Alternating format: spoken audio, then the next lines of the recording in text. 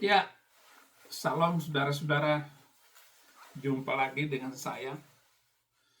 Tiada hari tanpa bersaksi.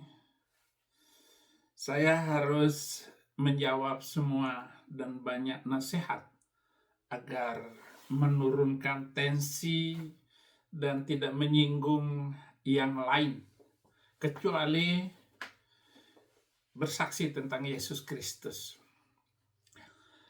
Saya akan berbicara tentang keselamatan yang pasti, bahwa kekristenan itu bukan insya Allah, tetapi kepastian kita masuk di sorga, bahwa setelah di dunia ini kita masih ada kelanjutan hidup. Seluruh agama dan seluruh manusia, kecuali orang ateis, tidak percaya ada kehidupan setelah kematian. Nah, apa yang dikatakan Alkitab tentang keselamatan dan bagaimana mengikuti keselamatan itu? Di dalam Ibrani 6 ayat 9 sampai 12, tetapi saudara-saudaraku yang kekasih, sekalipun kami berkata demikian tentang kamu, kami yakin bahwa kamu memiliki sesuatu yang lebih baik yang mengandung keselamatan. Sebab Allah bukan tidak adil sehingga ia lupa akan pekerjaanmu dan kasihmu yang kamu tunjukkan terhadap namanya oleh pelayanan kamu kepada orang-orang kudus yang masih kamu lakukan sampai sekarang. Tetapi kami ingin supaya kamu masing-masing menunjukkan kesungguhan yang sama untuk menjadikan pengharapanmu suatu milik yang pasti, sampai pada akhirnya agar kamu jangan menjadi lamban, tetapi menjadi penurut-penurut mereka yang oleh iman dan kesabaran dapat bagian dalam apa yang dijanjikan. Saudara,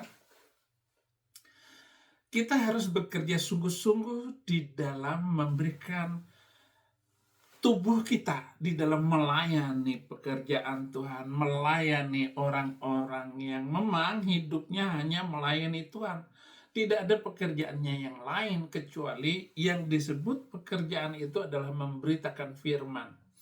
Salah satu hal yang menghambat pertumbuhan rohani dari orang Kristen adalah konsep bahwa keselamatan adalah tujuan akhir dan bukan langkah awal.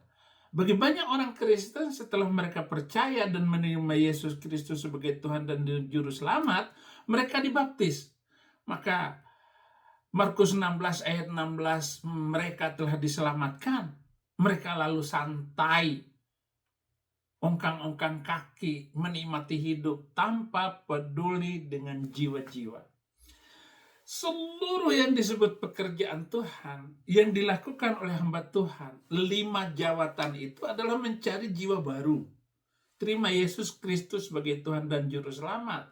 Dan keselamatan itu hanya pasti di dalam Yesus Kristus. Satu, kita harus memiliki karunia kepastian keselamatan. Itu karunia di dalam kita ini jangan sampai goyang. Kalau ada orang yang pindah keyakinan dari Kristen lalu masuk, itu dia tidak punya karunia kepastian keselamatan. Sehingga gampang aja dia meninggalkan Yesus, gampang saja. Padahal dia dulu guru sekolah minggu, dia pendeta, dia apapun alasannya, tetap dia tidak memiliki karunia keselamatan. Ibrani 6 ayat 17-20, karena itu aku lebih meyakinkan mereka yang berhak menerima janji itu akan kepastian putusannya. Allah telah mengikat dirinya dengan sumpah supaya oleh 2 kenyataan yang tidak berubah-ubah tentang mana Allah tidak mungkin berdusta. Kita yang mencari perlindungan beroleh dorongan yang kuat untuk menjangkau pengharapan yang terletak di depan kita. Pengharapan itu adalah sauh yang kuat dan aman bagi jiwa kita yang telah dilabuhkan sampai ke belakang tabir, di mana Yesus telah masuk sebagai perintis bagi kita ketika ia menurut peraturan Melkisedek menjadi imam besar sampai selama-lamanya. Imam besar ini, saudara-saudara, tidak ada yang lain yang akan menjadi imam besar, hanya Yesus Kristus selama-lamanya. Ada banyak orang yang tidak yakin bahwa dia sudah diselamatkan karena mereka tergantung kepada perasaan. Wah, saya sudah selamat, sekali terima Yesus tetap selamat. Enggak begitu. Tetapi kita harus mengerjakan keselamatan. Jangan sampai ada setelah kepastian keselamatan yang diterima oleh kita karena Yesus, lalu kita menjual iman kita. Menjualnya dengan harga sedikit, menjualnya dengan jabatan. Ada jadi Kapolri, ada jadi apalah tertinggi jabatannya di ketentaraan. Balik iman. Padahal nggak mungkin kamu menjadi orang mampu untuk melakukan apapun pekerjaan agama itu, saudara-saudara. Nggak mungkin.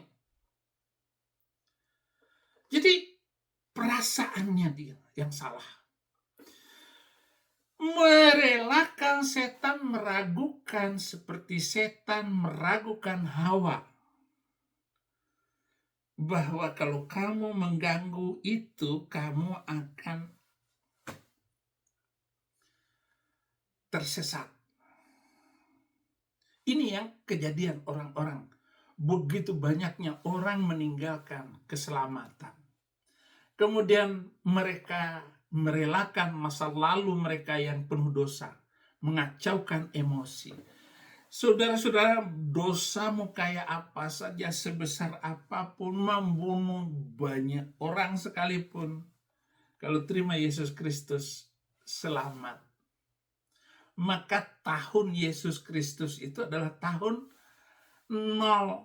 Terima Yesus berarti kita kembali kepada 0. Walaupun dosa saya sudah sebesar apapun dan berapapun kejahatan saya, terima Yesus, 0 dosa. Dan akan dinolkan terus seperti di pom bensin. Mulai dari 0 ya. Mulai dari 0. Filipi 3 ayat 13, saudara-saudara, aku sendiri tidak menganggap bahwa aku telah menangkapnya, tetapi ini yang kulakukan, aku melupakan apa yang telah di belakangku dan mengarahkan diri kepada apa yang di hadapanku. Jadi terus ke depan ini membuat program-program. Bagaimana 10 tahun yang akan datang kita memenangkan Indonesia bagi Kristus. Akan banyak, saudara. Biarkan saja mereka ribut ini itu. Oh, kecil. Mereka ngomong tentang Alkitab begini. Kita doakan saja. Bagus kamu. Si Purkusuntar itu silakan lu ngomong kayak apa. Tetapi Yesus akan menolong kamu untuk ngerem mulut kamu. Entah apalah. Biarkan saja. Sudah banyak orang yang menghina Yesus. Sudah banyak orang yang menghina kekristenan. Tetapi semua mereka bangkrut. Hilang akal pikirannya. Hilang kehidupannya. Hilang harta kekayaannya. Dia mengira bahwa dengan berharta banyak, mereka akan memiliki segalanya. Saudara-saudara. Dalam Ibrani 6 tadi, ayat 17-20 kita diajarkan bahwa keselamatan kita berada pada kesetiaan. Bukan pada diri kita. Kesetiaan kita. Kesabaran kita. Bagaimana seorang wanita sudah 12 tahun pendarahan. Hanya kalau aku memegang jumbai-jumbai jubahnya, aku sembuh. Begitu dia pegang jumbai Yesus Kristus, jubahnya, sembuh hari itu juga. Saat itu juga sembuh. Itu mukjizat, saudara-saudara. Itu namanya kesetiaan. Dia kejar. dia kejar Yesus. Asal jamah saja jubahnya. Jubahnya itu, saya nggak punya jubah ini. Jadi kita harus setia. Yang kedua, kita harus memiliki keinginan untuk bertumbuh menjadi dewasa rohani. Banyak orang nggak dewasa rohaninya. Karena alasan ini, alasan itu, karena dicuekin sama pendeta, nggak pernah datang ke gereja lagi. Kan pendeta itu kan manusia juga. Kalau disalamin oleh orang penting, ya dia lebih mementingkan orang penting daripada Anda yang hanya datang pakai sandal jepit bolong. Itu manusiawi, tetapi bukan alasan kita untuk tidak tumbuh. Dan itu pendewasaan kita, bahwa pendeta juga manusia. Ibrani 5:12-14, sebab sekalipun kamu ditinjau dari sudut waktu, sudah seharusnya menjadi pengajar. Kamu masih perlu lagi diajarkan asas-asas pokok dari pernyataan Allah. Dan kamu masih memerlukan susu, bukan makanan keras. Sebab barang siapa masih memerlukan susu, ia tidak memahami ajaran tentang kebenaran, sebab ia adalah anak kecil. Tetapi makanan keras adalah untuk orang-orang dewasa yang karena mempunyai panca indera yang terlatih untuk membedakan yang baik daripada yang jahat. Jadi jangan bayi terus, saudara-saudara. Anak umur 2 tahun, dia akan sama dengan anak umur 2 tahun. Umur 6 tahun seperti 6 tahun. 12 tahun, 15 tahun, itu harus sesuai. Jangan umur sudah 15 tahun, kayak anak masih 2 tahun. Ini kasihan. Jadi, kalau saya, saudara-saudara, tidak memahami ini, dan untungnya saya masuk Kristen ketika umur saya sudah 40 tahun. Dan saya sudah merasakan pengalaman kehidupan ini, baik dan buruk. Dan saya menjadi pejabat di sebuah kekuatan. Saya menjadi guru, dosen. Dan saya memimpin. Ada 800 guru yang saya pimpin. Dan itu saya kenal semuanya. Ada guru yang bipolar, ada yang mental ini, ada yang mental itu. Macam-macam, saudara-saudara. Saya harus hadapi. Masuk Kristen. Dan saya mengenal bagaimana harus menjadi. Saudara, kalau saya harus sakit hati, berapa dan betapa banyak orang yang menyakiti hati saya. Bukan jemaat, hamba-hamba Tuhan. Tetapi apakah saya mundur dari keyakinan ini? Ataupun perbedaan di dalam ibadat? Ada yang tepuk tangan, ada yang nggak tepuk tangan, ada yang khutbahnya diam-diam saja, macam-macam. Tapi bukan alasan saya, ini nggak benar nih gereja ini. Enggak, saya tetap menikmati. Yang tepuk tangannya tepuk tangan, ya yang satu diam, ya saya akan diam. Nggak akan gaduh, nggak akan joget-joget, saudara-saudara. Panca indera terlatih untuk membedakan yang baik daripada yang jahat. Seorang anak, mulanya kita memberikan susu, setelah itu kita memakan makanan yang keras. Kedewasaan yang penuh seperti Yesus. Roma 8 ayat 29. Untuk dewasa perlu diubah oleh kebenaran. Yohanes 17 ayat 17. Kuduskanlah mereka dalam kebenaran, firman-Mu adalah kebenaran.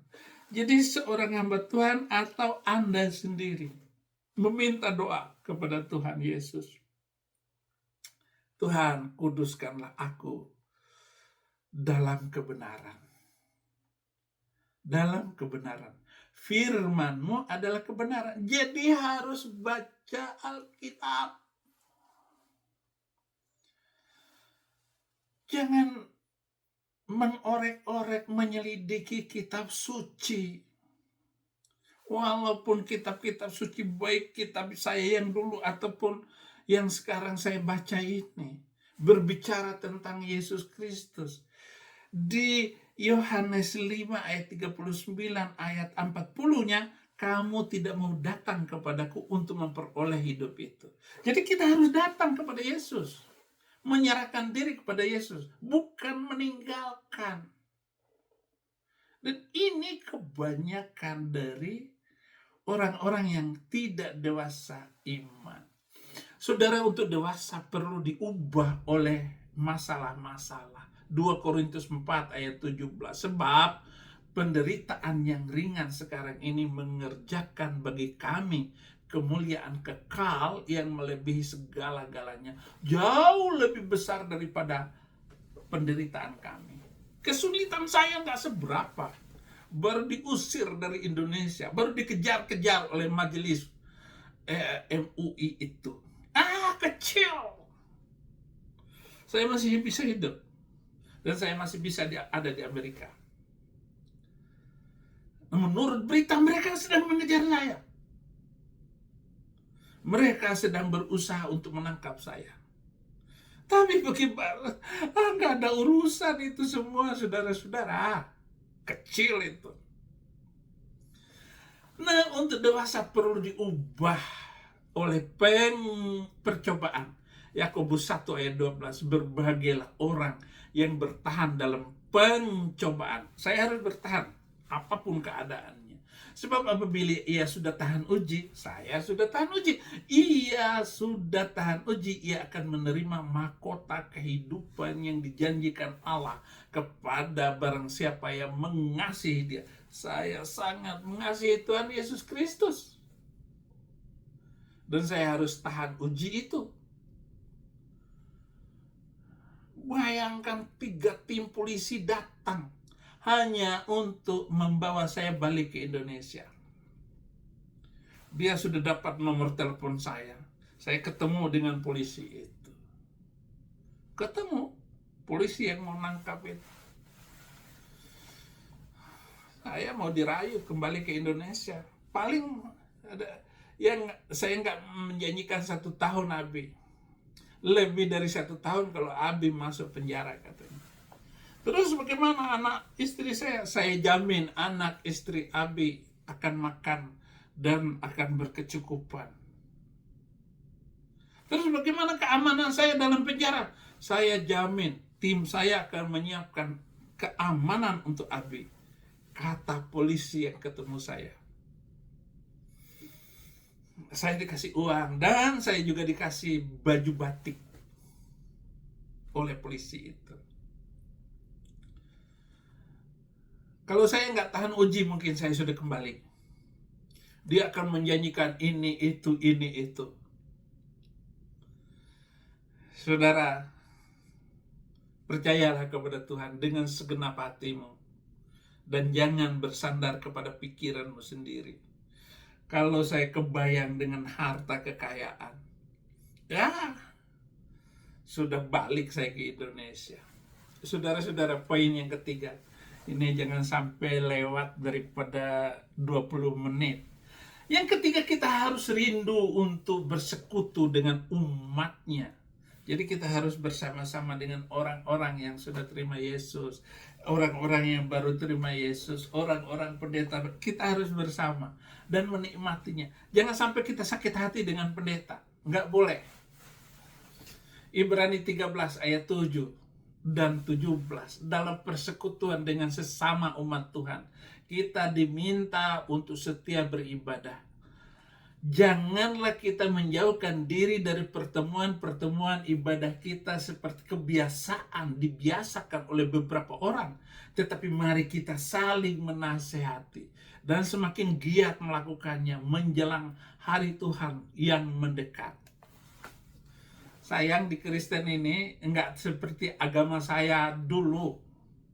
Barang siapa yang tidak datang ke gereja maka akan masuk neraka dan dipukul, dicincang-cincang, dan akan disetrika. Kalau ada ancaman kayak begitu, orang Kristen mungkin takut juga. Tapi kalau ada orang Kristen yang gak suka ke gereja, wah itu gak bakal mau selama-lamanya. Itu ini di sana penuh ancaman. Di sini begitu baiknya saudara-saudara, Tuhan Yesus itu tidak ada memaksa orang, nggak nakut-nakutin. Nanti akan disiksa di dalam kubur dengan penderitaanmu akan sampai hari kiamat. Bayangkan itu. Nanti akan ada 2 malaikat yang akan merenggut kesenanganmu lagi tidur-tidur, dibangunkan dalam kubur, diinjak-injak loh. Umpama tidak ada itu daripada keyakinan saya yang dulu. Kita juga diminta untuk memperhatikan para hamba Tuhan yang melayani kita dengan firman Tuhan. Ibrani 13 ayat 7, ingatlah akan pemimpin-pemimpin kamu yang telah menyampaikan firman Allah kepadamu, perhatikan akhir hidup mereka dan contohlah iman mereka. Jadi disuruh memperhatikan hidup para hamba Tuhan. Ya, berbicara tentang menghormati hamba Tuhan, ini nomor 1 di dalam kekristenan. Tapi kalau di sana lagi viral ini, para habib-habib minta harus diperlakukan begini begitu. Nanti para habib ini yang akan menolong kamu, nanti mendapat syafaat, yaitu nabi, turunan para nabi, habib-habib ini. Kamu percuma mengucapkan salawat 1.000.000 kali, 1 miliar kali, 1 triliun kali, tanpa syafaat dari turunan kanjeng-kanjeng itu habib, kamu percuma mengucapkan selawatan-selawatan itu. Woi, orang pada takut semua. Akhirnya taat. Seluruh harta kekayaannya dikasihkan kepada mereka. Sampai si rambut blonde itu, si mulut biawak itu mobil mewah, rumah mewah, pesantrennya, wah, kakinya dicium. Kenapa? Di dalam tubuh saya ini ada mengalir. Oh ya, nggak boleh lagi, nggak boleh. Lanjut. Kita juga, ya, supaya mentaati pemimpin-pemimpin rohani kita ini dan tunduk kepada mereka sebab mereka berjaga-jaga atas jiwamu. Diminta mentaati para pemimpin rohani. Ibrani 13 ayat 17, taatilah pemimpin-pemimpinmu, tunduklah kepada mereka sebab mereka berjaga-jaga atas jiwamu sebagai orang-orang yang harus bertanggung jawab atasnya. Dengan jalan itu mereka akan melakukannya dengan gembira, bukan dengan keluh kesah, sebab hal itu tidak akan membawa keuntungan bagimu. Jadi jangan sampai kita ribut, tersinggung dengan khotbah pendeta lalu pindah gereja, bukan. Tapi taati saja. Siapa tahu kamu jadi pendeta di situ nanti. Dan jangan ikuti gaya pendeta yang suka nyinggung-nyinggung hati kamu nanti. Gitu. Ataupun kamu singgung dengan bagus tanpa menyebut nama. Ataupun tanpa orang akhirnya tersinggung. Dia ngomongin saya ini pendeta. Dan kita juga diminta untuk memelihara kasih persaudaraan. Ibrani 13 ayat 1, peliharalah kasih persaudaraan. Kasih persaudaraan ini. Jangan sampai ada pendeta dari Indonesia nggak dihormatin. Dia pergi sampai jam 1 malam. baru datang, kasihan. Saya ambil itu pendeta itu, ayo ikut saya ambil dia dari rumah orang yang tidak punya kasih itu. Nah ini saudara-saudara, peliharalah kasih pada saudara. Saudara-saudara, kita juga diminta untuk hidup damai dengan semua orang dan menjauhi akar pahit. Akar pahit, kalau akar tumbuh-tumbuhan yang pahit ya obat. Tapi kepahitan karena menyimpan dendam, sakit hati kepada orang atau penhamba Tuhan, kita diminta untuk jangan menyimpan. Ibrani 12 ayat 14-15, berusahalah hidup damai dengan semua orang, kejarlah kekudusan, sebab tanpa kekudusan tidak seorang pun akan melihat Tuhan. Jagalah supaya jangan ada seorang pun yang menjauhkan diri dari kasih karunia Allah, agar jangan tumbuh akar pahit yang menimbulkan kerusuhan dan akan mencemarkan banyak orang. Poin yang keempat, bahwa keselamatan ini luar biasa. Kita harus memiliki tekad yang bulat pada pentingnya pertumbuhan secara rohani.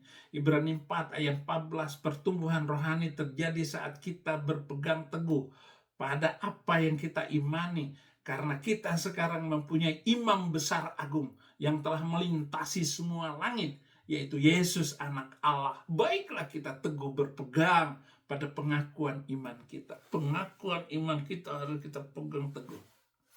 Pertumbuhan rohani itu terjadi tidak lemah dan putus asa. Ingatlah selalu akan Dia yang tekun menanggung bantahan yang sehebat itu dan terhadap dirinya dari pihak orang-orang berdosa, supaya jangan kamu menjadi lemah dan putus asa. Ini saya rasakan ketika saya menjadi orang Kristen, dibully sejak awal masuk Kristen, dibully inilah itu. Wah, banyak sekali. Yang membuli juga bukan itu saja, yang Kristen, sesama Kristen. Jadi saya menghadapi keadaan dari dalam dan dari luar. Dari luar, wah itu jelas musuh. Tapi yang di dalam ini, saudara-saudara, orang dalam, mereka nggak mau ada saingan di dalam kehidupan. Oh, kalau saya begitu hormat dengan pendeta, saudara-saudara. Tetapi kalau pendeta itu sudah sudah menunjukkan ketidakbaikan dia, baru saya sikat. Saya sikat. Nggak ada masalah. Ternyata dia kan nggak bagus.